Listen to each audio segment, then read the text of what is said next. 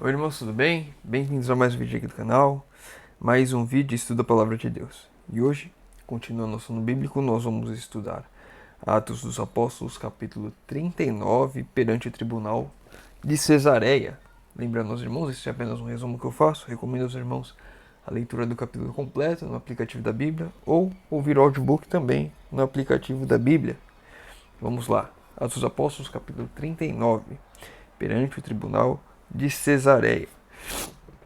5 dias depois de haver Paulo chegado a Cesareia, seus acusadores chegaram de Jerusalém, acompanhados por Tertulo, um orador a quem tinham aliciado como conselheiro. Foi concedida ao caso imediata audiência. Paulo foi levado perante a Assembleia e Tertulo começou a acusá-lo, julgando que a lisonja pudesse ter sobre o governador romano mais influência que as simples afirmações da verdade e da justiça. O astuto orador começou seu discurso louvando a Félix.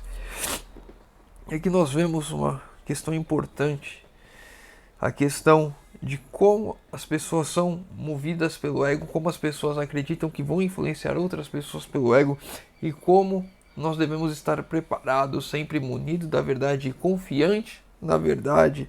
Tertulo ele usou de lisonja, se nós lemos lá no capítulo Atos 21, se não estou enganado. Deixa eu ver. Melhor ver do que ficar falando sem ter certeza. Atos 24.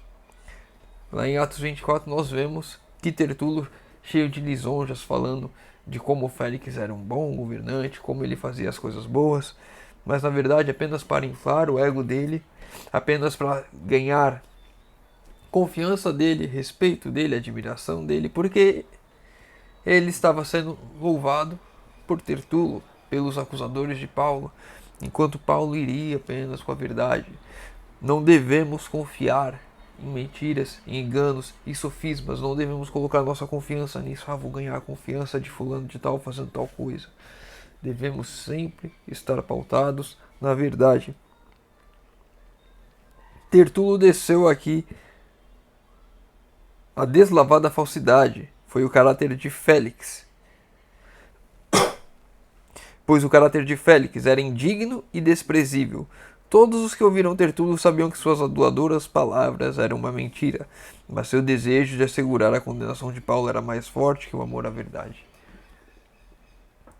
O mundo, principalmente nos dias que estamos, quando a perseguição começar a ficar mais forte, já está intensificada. Nós vamos ler um pouquinho amanhã sobre a questão de consciência, vamos falar sobre isso.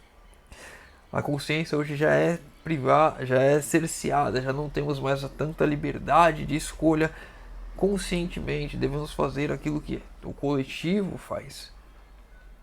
E cada vez mais vai ser tirada. E essas pessoas que querem sim tirar a nossa liberdade de adorar a Deus e fazer a vontade de Deus por completo, toda a palavra de Deus, essas pessoas vão se usar de mentiras, de sofismas, vão tentar ganhar, fazer de tudo, mesmo que elas se rebaixem, mesmo que elas se joguem na lama, elas farão isso para a nossa condenação, para a nossa destruição, tudo para que os seus próprios objetivos sejam alcançados, em detrimento da verdade, em detrimento de fazer aquilo que é certo. Devemos tomar cuidado com isso, devemos sempre nos pautar pela verdade, pela justiça, não nos deixar corromper,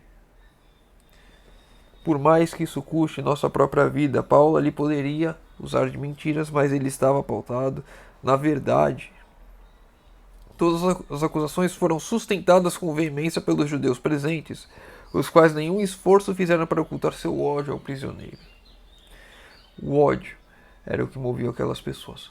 O ódio é o que vai mover a perseguição que está às portas contra nós, filhos de Deus. Devemos sempre fazer aquilo que a palavra nos diz, retribuir o mal com o bem, para ver o mundo veja, o universo veja o contraste entre os filhos do mundo, os filhos de Satanás e os filhos de Deus. Um pagando tudo com ódio e o outro devolvendo com amor. Muitas vezes nós queremos devolver na mesma moeda, Quando Cristo disse, dá-lhe outra face, nós queremos dar um outro tapa, queremos revidar. Não desejamos fazer de fato, não amamos de fato o nosso próximo, porque quando amarmos de fato, e nós conseguimos ver isso na vida de muitos pais e mães que sofrem pelos filhos, se perdendo em drogas, se perdendo em outras coisas desse mundo, sofrem, clamam e fariam de tudo por esse filho, quando esse for o nosso amor para com todos ao nosso redor. Quando essas pessoas que nos odeiam, que nos perseguem, darem da nossa cara, blasfemarem, vamos dar com certeza a outra face, porque amamos, porque queremos demonstrar o amor, para que elas através do amor vejam e conheçam o Deus que nos amou primeiro. Félix teve suficiente perspicácia para ler a disposição e caráter dos acusadores de Paulo. Sabia por que motivo o tinham lisonjeado e viu também que não tinha conseguido provar suas acusações contra Paulo. Voltando-se para o acusador, acenou. Ou seja, acho que essa parte aqui eu coloquei mas voltando-se para o acusador, acenou. Isso daqui não era para estar aqui, não tem o ponto final. Eles tinham acusações infundadas, eles tinham o desejo de condenar a Paulo, de que Paulo fosse morto, mas eles não conseguiram provar nada. Nada era algo que de fato o condenasse. E assim será quando formos aos tribunais. Nós temos que olhar sempre, estudando, procurando aplicar em nossas vidas, porque é dali que tiraremos forças quando chegarmos na mesma situação. Não tinha uma palavra ali, não tinha um ato que condenasse Paulo. Então eles tentaram usar de mentiras, de sofismas, de enganos, de lisonjas. Mesmo assim, não conseguiram nada que condenasse Paulo. Devemos ter a ciência, devemos ter a certeza que nós também não fazemos nenhum ato que nos condene, nem perante os homens, nem perante Deus. O apóstolo falou com ardorosa e evidente sinceridade, e suas palavras levavam um peso de convicção. A clara exposição que Paulo fizera dos fatos capacitou Félix nesse caso a entender ainda mais claramente os motivos pelos quais os judeus eram dominados ao procurar acusar o apóstolo em sedição e conduta desleal. O governador não queria agradar a eles condenando injustamente um cidadão romano, nem o poderia entregar para que o matassem sem um reto julgamento. No entanto, Félix não conhecia mais alto motivo que o interesse próprio, e era controlado pelo amor da fama e desejo de promoção. O temor de ofender os judeus o impediu de fazer inteira justiça a um homem que sabia ser inocente. E aqui nós vemos já o caráter de Félix se revelando. A gente já soube que ele era um péssimo governante e Tertulo usou de lisonjas para tentar ganhar seu favor, mas mesmo assim ele viu ali que Paulo era inocente e ele, em vez de, em dado momento, agir com justiça, agiu sempre olhando o seu próprio umbigo, sempre olhando as suas próprias vontades, seu próprio querer, aonde ele poderia ganhar, como ele poderia ganhar com aquilo. E muita gente nesse mundo em que vivemos, muitos cristãos neste mundo em que vivemos, aqueles que se dizem cristãos, né? Aqueles que se dizem cristãos também têm esse mesmo caráter de Félix, sempre procurando ver aonde ganhar, como se sair na frente, como tirar proveito de determinada situação. Devemos tomar cuidado se esse for o nosso proceder, porque somos falsos cristãos se assim procedemos. Félix, ele tinha a oportunidade de fazer justiça, mas não fez, porque ele estava procurando aquilo que era melhor para si, não para os outros. Ele poderia ter liberto Paulo, que sabia que era justo, mas ele não queria ficar com uma fama entre os judeus. Ele queria fazer o certo, mas agradando aqueles que queriam o errado. Não foi muito depois disso que Félix e sua esposa Drúxila mandaram chamar Paulo para uma entrevista privada, poderem ouvi-lo acerca da fé em Cristo.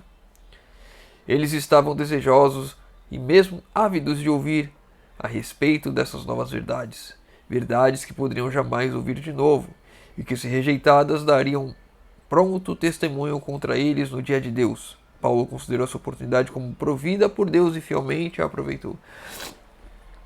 Aqui nós temos 2 pontos importantes. Primeiro ponto, eles aqui, Félix e Drusila, estavam desejosos, mesmo ávidos de ouvir a respeito dessas novas verdades. Eles não conheciam sobre Cristo e eles queriam ouvir sobre Cristo. Verdades que poderiam jamais ouvir de novo. Muitas vezes, uma pessoa só tem uma oportunidade de ouvir de Cristo. E nós devemos fazer aqui como Paulo. Considerou essa oportunidade como provida por Deus e fielmente aproveitou. Devemos aproveitar as oportunidades providas por Deus para levar a mensagem às pessoas ao nosso redor. Muitas vezes pode ser a última vez ou a única vez que aquela pessoa pode ter a oportunidade de ouvir a verdade sobre Cristo. Devemos aproveitar todas as oportunidades. Há pessoas desejosas de ouvir a verdade. Há pessoas que querem conhecer a verdade. E nós devemos aproveitar as oportunidades. Paulo poderia aqui, depois de ter sido mantido na prisão injustamente, rejeitar levar a mensagem. Mas ele decidiu ir, em vez de pagar com a mesma moeda. Ele me deixou preso, vou deixar que ele morra aqui, perdido nesse mundo. Ele foi e levou a Cristo a eles. E agora eles teriam a decisão de escolher a Cristo ou não.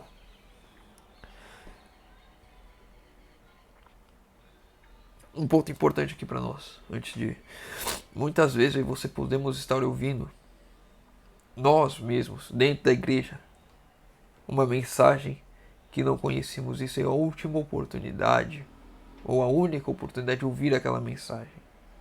Muitas vezes vamos para a igreja e estamos totalmente distraídos, não estamos prestando atenção no culto. Muitas vezes estamos na internet, ouvindo alguma coisa, mas distraídos. Só está ligado lá, não presta atenção, e ser a única oportunidade de ouvir aquela mensagem.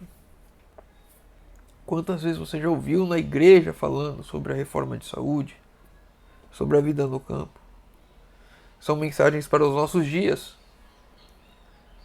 Pouquíssimas vezes sobre a vida no campo eu nunca ouvi. Sobre a reforma de saúde eu ouvi algumas vezes. A maioria fui eu que falei. Mas as pessoas escutam muito pouco isso e perdem às vezes a oportunidade. E às vezes você está perdendo a oportunidade, eu estou perdendo a oportunidade quando vamos para a igreja desconectados de Deus, com a cabeça no mundo. Devemos prestar atenção e estar sempre olhando para Cristo, sempre olhando para os mensageiros de Deus.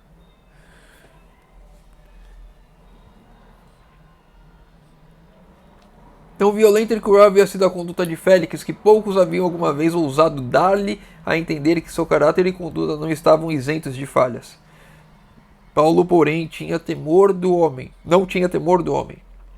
Expôs claramente sua fé em Cristo e as razões dessa fé, e foi assim levado a falar particularmente das virtudes essenciais do caráter cristão, de que o arrogante diante dele era tão sensivelmente destituído. Paulo mostrou o caráter cristão. Paulo mostrou quem era Cristo. Paulo mostrou a vida transformada de um cristão ali para Félix. E colocou em contraste a vida de um cristão genuíno e a vida dele, Félix, que estava totalmente em contraste. Não tinha nada a ver. Uma vida abnegada e uma vida de vaidade. Uma vida de amor ao próximo, uma vida de amor a si mesmo. Esse contraste muitas vezes pode ser refletido em nossas vidas, quando olhamos para o caráter de Cristo e vemos o quão longe estamos dele. E quão devemos nos entregar para que ele nos transforme, para que ele faça a obra que é impossível a nós. Entregar 100% do nosso ser, buscando, estudando, em oração, meditando na palavra. Entregar a nossa vida a Cristo, abrir as portas que o Espírito Santo trabalhe em nossas vidas, para que ele faça a obra que nós não podemos fazer. Paulo aqui sem qualquer medo de mostrar as falhas de Félix, não julgando, mostrando as suas falhas. Mostrar as falhas não é julgar. Mostrar uma verdade não é julgar. Julgar é você dar sentido, falar eu não faria isso por causa disso. Julgar é você se colocar no lugar de outra pessoa e dizer por que você não faria. Mostrando as falhas de Félix, mostrando que ele precisava de uma mudança. Ele exaltou perante Félix e Drusila o caráter de Deus, sua retidão, justiça e equidade, e a natureza de sua lei. Mostrou claramente que é dever do homem levar uma vida de sobriedade e temperança, mantendo as paixões sob o controle da razão, em conformidade com a lei de Deus e preservando as faculdades físicas e mentais em condições sadias. Aqui um ponto importante. Mantendo as paixões sob o controle da razão em conformidade à lei de Deus. A lei de Deus nos mostra e nos conduz a controlar as paixões sobre a razão. A maioria das pessoas hoje vivem pelo prazer, pela vontade, pelo desejo. São escravos dessas coisas. São escravos do entretenimento, escravos deste mundo. Pessoas que não conseguem se controlar. Pessoas que veem uma comida, comem sem parar. Pessoas que vê uma série e aí tem a palavra, né, que maratonou, fica lá horas, dias, vira madrugadas assistindo uma coisa apenas pelo entretenimento, pelo prazer, que não traz nenhum benefício físico ou mental. Pior ainda, só afasta de Deus ao ficar contemplando imoralidades, ao ficar contemplando as coisas deste mundo. As pessoas não percebem o quão longe estão se afastando de Deus com coisas simples. Se controlássemos as nossas vontades, os nossos desejos, os nossos apetites, as nossas paixões, estaríamos fazendo e agindo conforme a lei de Deus. Declarou que viria seguramente um dia de juízo. Virá um dia de juízo para todos, quando todos seriam recompensados de acordo com o que tivessem feito no corpo, e quando seria plenamente revelado que a riqueza, posição ou título são destituídos de poder para alcançar para o homem o favor de Deus, ou para livrá-lo dos resultados do pecado.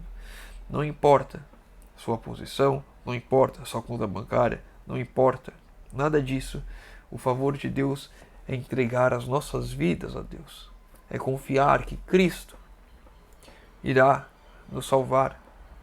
É assim que adquirimos o favor de Deus, que Cristo pagou o preço do meu pecado. Mas hoje as pessoas esquecem de Cristo. As pessoas esquecem de ler a Bíblia, as pessoas esquecem de estar com Deus, de orar. As pessoas esquecem de se entregar por completo a Deus. As pessoas estão preocupadas com as coisas deste mundo. As pessoas não abrem mão de nada desse mundo. Eu amo a Deus, mas eu não vou largar aqui as coisas que eu gosto tanto. E quando eu falo algumas coisas aqui, eu estou falando mais para nós, de dentro da igreja, filmes e séries, a alimentação errada. Se fosse falar do mundo, a gente ia longe. A minha bebida, as minhas saídas à noite, não vou abandonar o meu sábado de fazer aquilo que eu quero. Mas eu tento focar um pouco mais para nós aqui, para que a gente veja que dentro da igreja temos que fazer uma transformação em nossas vidas. Precisamos de uma reforma. Precisamos mudar a nossa vida, porque estamos em conformidade com o mundo. Qual a diferença entre nós e o mundo? É a forma que eu falo? Nem sempre. A maioria das vezes não. É como eu me visto? Você coloca um cristão do lado de uma pessoa do mundo e você não vê diferença. É o que eu assisto? Não, assistimos as mesmas coisas. O que lemos? Não. Quando lemos as mesmas coisas. Porque ele não lê a Bíblia também não. É para nós olharmos para nós mesmos, onde eu estou errando, onde eu estou falhando. O que eu tenho feito de errado com a minha vida, como eu estou me destruindo. Mostrou que essa vida é o tempo de preparo do homem para a vida futura. Essa vida é o tempo de preparo. Se você está querendo viver uma eternidade, hoje é o tempo de preparo. Essa vida é todos os dias.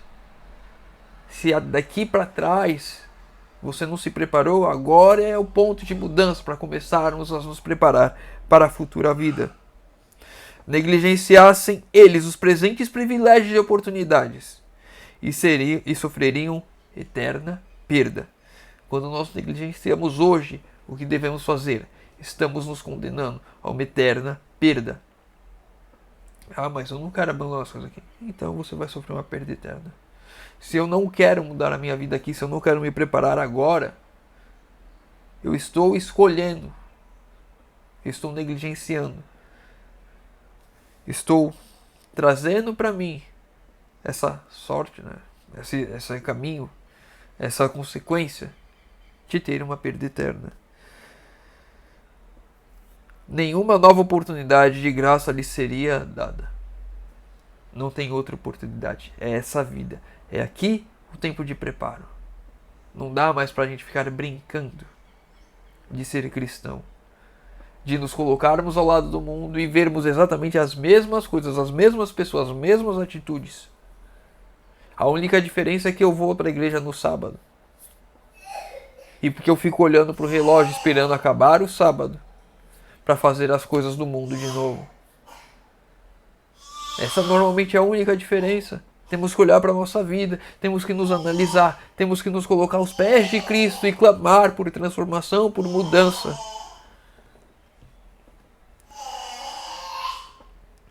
A lei esquadrinha os seus pensamentos, motivos e propósitos.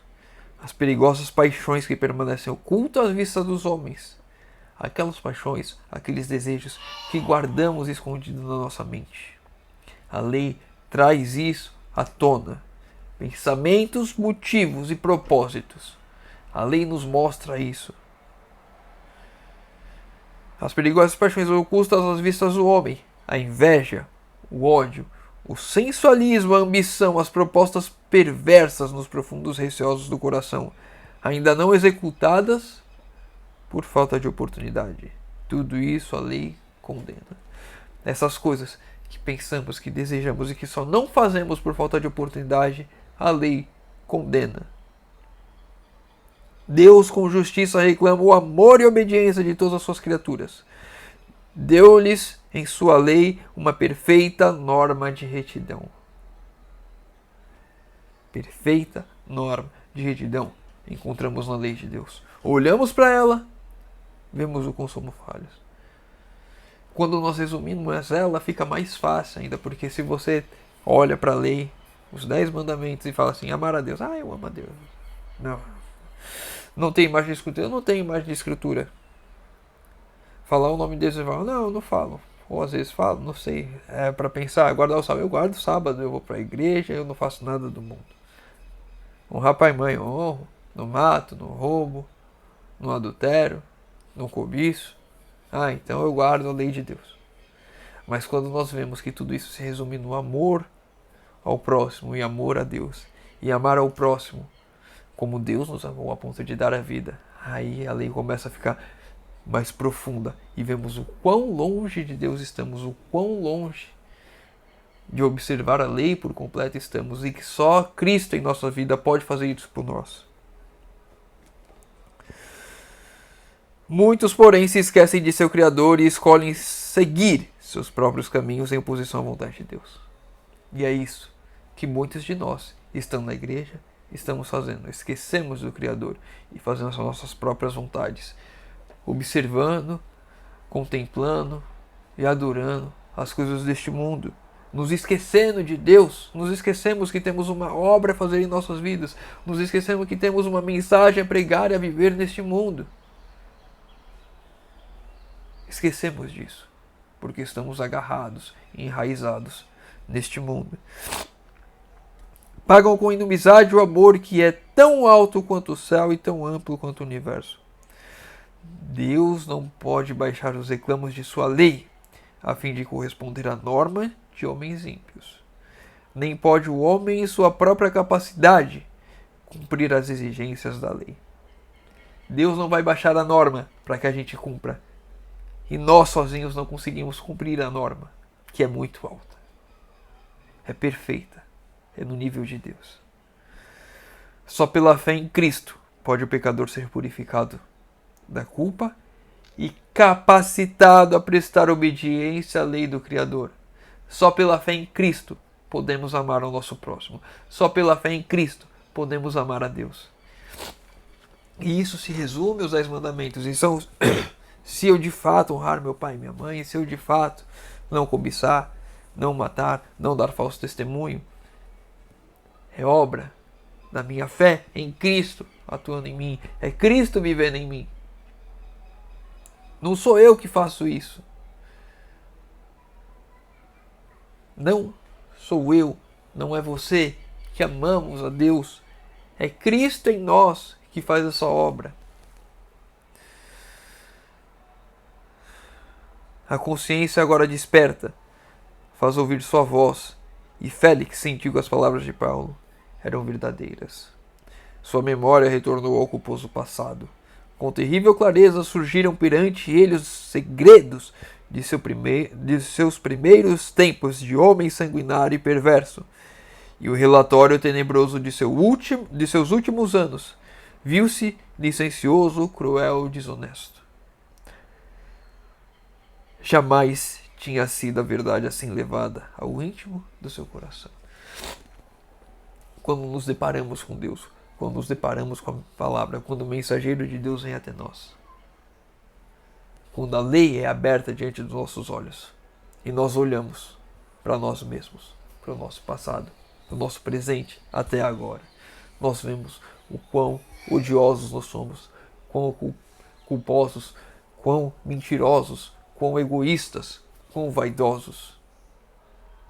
É a lei que nos mostra isso. Quando o mensageiro, quando a mensagem vem a nós, diretamente no coração, essas verdades vêm até nós. Essas verdades machucam, porque olhamos e vemos a verdade, vemos como agimos errados toda a nossa vida. Nunca antes seu coração se enchera de terror. O pensamento de todos os segredos de sua carreira de crimes estavam abertos aos olhos de Deus. Tudo aquilo que fizemos, todos os nossos pecados, ocultos ou expostos, estão abertos diante dos olhos de Deus.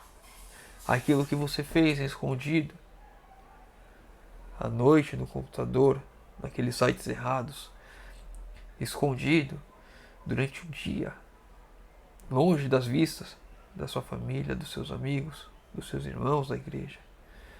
Aquilo que você fez no trabalho e ninguém sabe.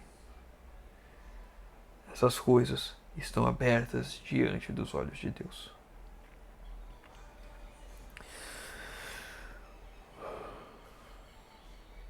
E que ele seria julgado conforme suas obras, fê-lo tremer de pavor.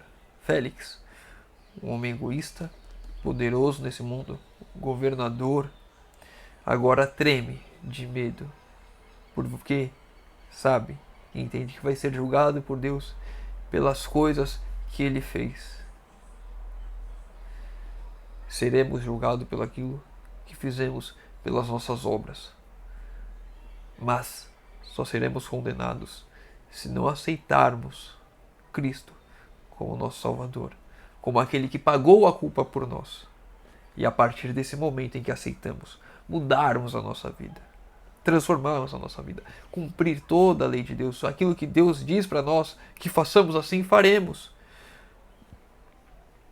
Se Deus diz para nós, mudem seu estilo de vida, mudem, reformem a sua saúde, parem de comer certos alimentos, pratiquem atividade física, descansem verdadeiramente, tenham comunhão comigo.